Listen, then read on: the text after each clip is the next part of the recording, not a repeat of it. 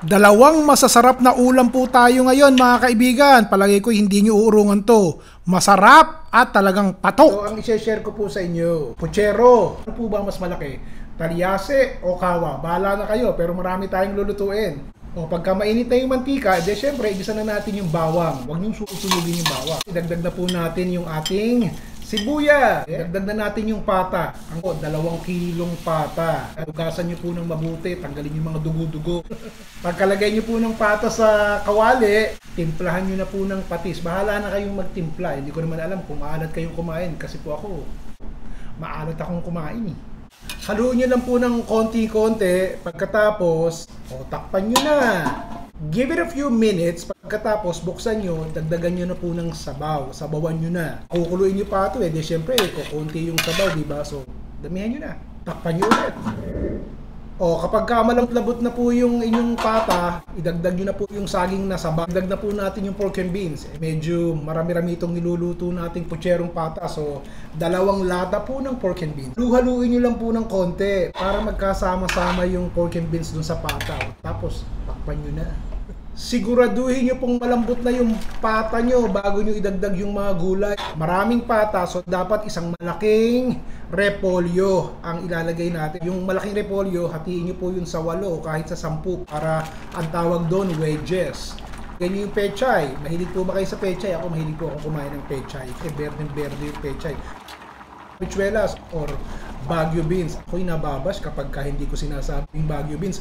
Pasensya na po kayo dahil ang alam kong itawag doon, habichuelas, hindi po Baguio beans. Takpan! Nako, ayoko talaga ng overcook ang vegetables. And simmer the vegetables for 2 minutes. Para lang hindi ma-steam at lumambot ng konti, masarap yung i-crunch-crunch ng konti, di ba?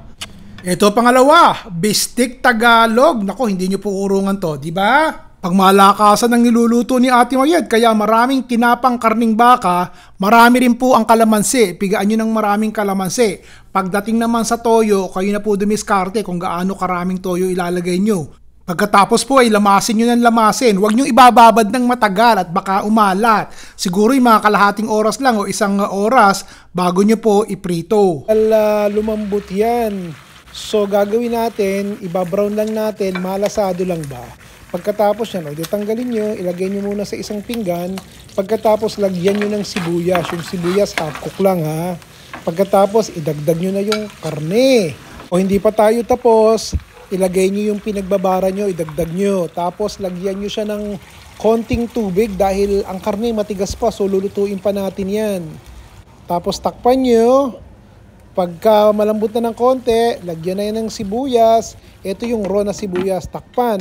Tapos na. Alam nyo, ang gusto ko sa bistek, yung karne, tostado yung labas, pero yung loob malambot. So, ipinrito muna, tas pinakuluan. Sa sibuyas naman, ang kalahati ng sibuyas na inilagay, half cook, yung kalahati, halos hilaw pa ng konti. Nag-aagaw ng asim at nag-aagaw ng alat. Si Ron Bilaro po. Sayang na ako.